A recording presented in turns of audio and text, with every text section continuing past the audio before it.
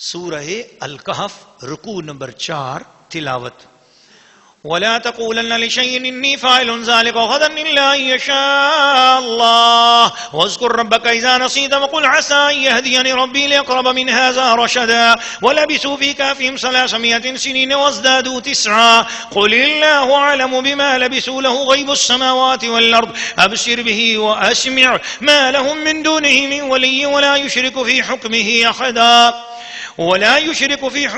أحدا واتل ما أوحي إليك من كتاب ربك لا مبدل لكلماته ولن تجد من دونه ملتحدا واصبر نفسك مع الذين يدعون ربهم بالغداة والعشي يريدون وجهه ولا تعد عيناك عنهم تريد زينة الحياة الدنيا ولا تطع من أغفلنا قلبه عن ذكرنا واتبع هواه وكان أمره فرطا وقل الحق من ربكم فمن شاء فليؤمن ومن شاء فليكفر إنا أعتدنا للظالمين نارا أحاط بهم سرادقها وإن يستغيثوا يغاثوا بماء كالمهل يشوي الوجوه بئس الشراب وساءت مرتفقا إن الذين آمنوا وعملوا الصالحات إنا لا نضيع أجر من أحسن عملا أولئك لهم جنات عدن تجري من تحتهم الأنهار يحلون فيها من أساور من ذهب ويلبسون ثيابا خضرا من سندس واستبرق متكئين فيها على الأرائك نعم الثواب وحسنت مرتفقا.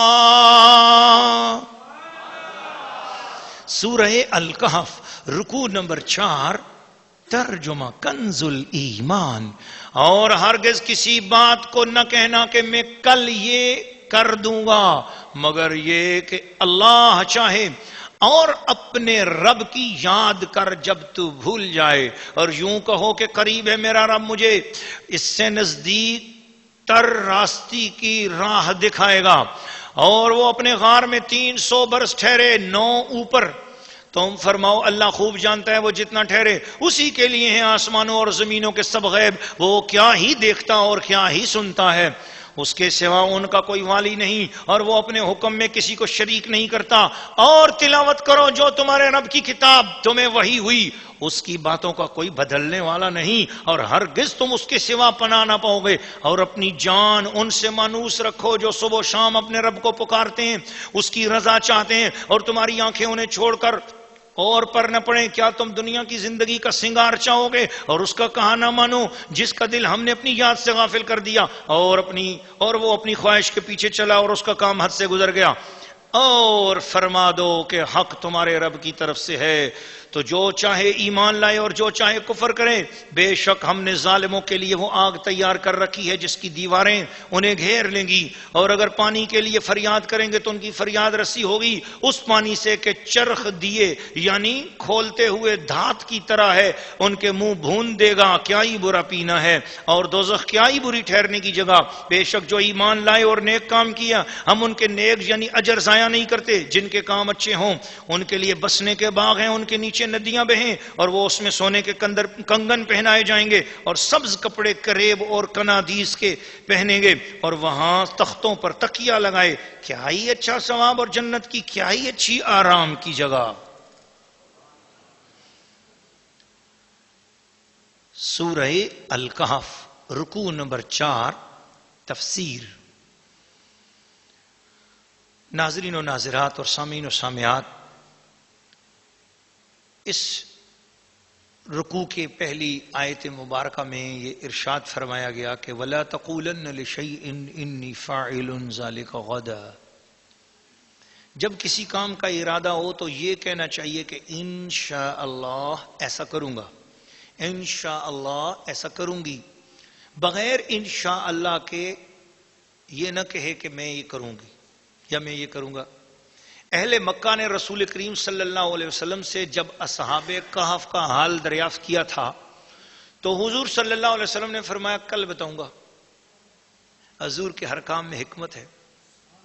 فرمایا کل بتاؤں گا، اور انشاءاللہ نہیں فرمایا. تو کئی روز تک وحی نہ آئی. پھر یہ آیت مبارکہ نازل ہوئی، یعنی انشاءاللہ کہنا یاد نہ رہے تو جب یاد آئے کہہ لینا چاہیے. حضرت حسن رضی اللہ تعالیٰ عنہ نے فرمایا جب تک اس مجلس میں رہے، اس آیت کی تفسیروں میں کئی قول ہیں، یعنی کہ جب تک اس مجلس میں رہے کسی وقت بھی یاد آ جائے اس کام پر تو کہہ لے انشاءاللہ یہ کام کروں گا یا انشاءاللہ یہ کام کروں گی. اگر کسی نماز کو بھول گیا ہے، یہ معنی بعد مفسرین نے یہ کیا ہے کہ لوگ کہتے ہیں میں نماز پڑھوں گا، لیکن انشاءاللہ نہیں کہتے. نماز بھول گئی، نہیں پڑھ سکے، جب یاد آ جائے تو نماز کو ادا کرے. یہ بخاری اور مسلم کی روایات سے نتیجہ اخذ ہوا. بعد عارفین نے فرمایا کہ معنی یہ ہے اپنے رب کو یاد کر جب تو اپنے آپ کو بھول جائے، کیونکہ ذکر کا کمال ہی یہ ہے کہ ذاکر مذکور میں فنا ہو جائے. فرمایا کہ اس طرح یاد کرو کہ تم اپنا آپ یاد نہ رہے اور صرف وہی نام یاد رہے. میرے حضور اعلیٰ و بالا پیر و مرشد حضور سیدنا پیر کنگر رضی اللہ تعالیٰ عنہ کی خدمت میں ہم سینکڑوں بار حاضری دینے کا شرف ہوا. جب جاتے تو پوچھتے آپ کا نام کیا ہے، تو ہم عرض کرتے حضور یہ نام ہے. تو پھر ہم اپنے دل میں سوچتے کہ اتنی مرتبہ ہمیں ہر بار نام پوچھتے ہیں تو ہمیں سمجھ نہیں آتی. ایک دن میں نے اپنے والد گرامی رحمۃ اللہ تعالیٰ علیہ حضور قبلہ وقابہ پیر سید محمود شاہ صاحب رحمۃ اللہ علیہ سے میں نے عرض کیا کہ حضور جب بھی ہم پیر صاحب کی خدمت میں جاتے ہیں تو حضور جو ہے ہم سے نام پوچھتے ہیں بار بار، یہ کیا وجہ؟ ان کو ہمارا نام یاد نہیں رہتا، ہم اتنی مرتبہ آئے ہیں تو ہمارا نام بھول جاتے ہیں. تو اس وقت انہوں نے یہ آیت کریمہ پڑھی والد گرامی نے اور فرمایا کہ بعد اولیاء اللہ ایسے ہوتے ہیں کہ وہ کسی کو یاد ہی نہیں رکھتے، ان کو صرف مولا یاد رہتا ہے، صرف اللہ یاد رہتا ہے. تو اس لیے وہ اپنے اللہ کی یاد رکھتے ہیں اور کسی کی یاد رکھتے ہی نہیں ہیں. اس لیے وہ جب بھی پوچھیں تو بس آپ سمجھو کہ یہ اس وقت ادھر تھے، ادھر پہلی بار آئے ہیں، ادھر توجہ فرمائیے. اس لیے ان کو ادب کے ساتھ نام بتا دو، بے ادبی نہ کرو، کیونکہ ان کا حق بھی یہی بنتا ہے کہ وہ ہر وقت اسی کو یاد رکھے. اور جتنی دیر ہمارے اوپر توجہ ہو جاتی ہے بس اتنی ہی کافی ہے ہمارے لیے، اتنے میں ہی ہمارا کام ہو جاتا ہے. اسی طرح اس رکوع میں ایک آیت مبارکہ ایسی بھی آئی جس میں سرداران مکہ یا کفار کے سرداروں نے حضور کی بارگاہ میں ایک جماعت بھیجی کہ جناب ہم ایمان تو لائیں لیکن آپ کے پاس غریب لوگ اور شکستہ حال لوگ بیٹھے ہوئے ہیں اور ان کے ساتھ ہمیں بیٹھتے ہوئے شرم آتی ہے کہ کل جو لوگ نوکر تھے ہمارے، یہ ہمارے جانوروں کے گوبر اٹھاتے تھے، ہمارے گھروں میں جو ہے نا یہ سودے سلف لاتے تھے، آج ہم بھی ان کے برابر جا کے بیٹھیں اور پھر یہ ہم سے سابقون الاولون، یہ ہم سے پہلے ایمان لائے ہوئے ہیں، تو پھر ہمیں تو بڑی شرم آتی ہے، ہم ان کے ساتھ کیسے بیٹھیں. تو اس بنا پر حضور صلی اللہ تعالیٰ علیہ وسلم کی خدمت میں انہوں نے جب یہ بات کہی تو اللہ پاک نے یہ آیت کریمہ نازل کی اور فرمایا اے محبوب ان امیروں سے کہو کہ تم اپنی دولتوں سے میں دور رہتے ہو تو رہو. یہ غریب جنہوں نے پہلے تجھے مانا ہے محبوب، ان کے پھٹے پرانے لباس مجھے بہت اچھے لگتے ہیں، یہ غریبی مجھے وہ امیر اچھا نہیں لگتا جو تیری بارگاہ میں آ کر بڑائی چاہتا ہو، جو تیری بارگاہ میں آ کر تیرے پہلے سے بیٹھے ہوئے فقیروں کو ہٹانا چاہ رہا ہو، تیرے مسکینوں سے پیار نہ کرے اور وہ اپنی دولت کا اظہار کرتا ہے، اس کی دولت بھی دفع ہو جائے اور وہ بھی دفع ہو جائے، ہمیں اس کا ایمان قبول نہیں ہے. مجھے تو تیرے دروازے کے غریب اچھے لگتے ہیں، تیرے دروازے کے مسکین اچھے لگتے ہیں، مجھے تیرا بلال اچھا لگتا ہے، مجھے تیرا سہیب اچھا لگتا ہے، مجھے محبوب تیرے دروازے کا سلمان اچھا لگتا ہے، مجھے تیرے دروازے کا ابو ذر غفاری اچھا لگتا ہے، تیرے دروازے کا کوئی بھکاری ہو تو وہ مجھے اچھا لگتا ہے، لیکن دنیا کا کوئی تاجر بھی ہو تو وہ اچھا نہیں لگتا کہ جو تیرے دروازے پہ آئے اور غرور کرے، جو یہاں سوالی بن کے بیٹھا ہوگا وہ ہمیں اچھا لگتا ہے.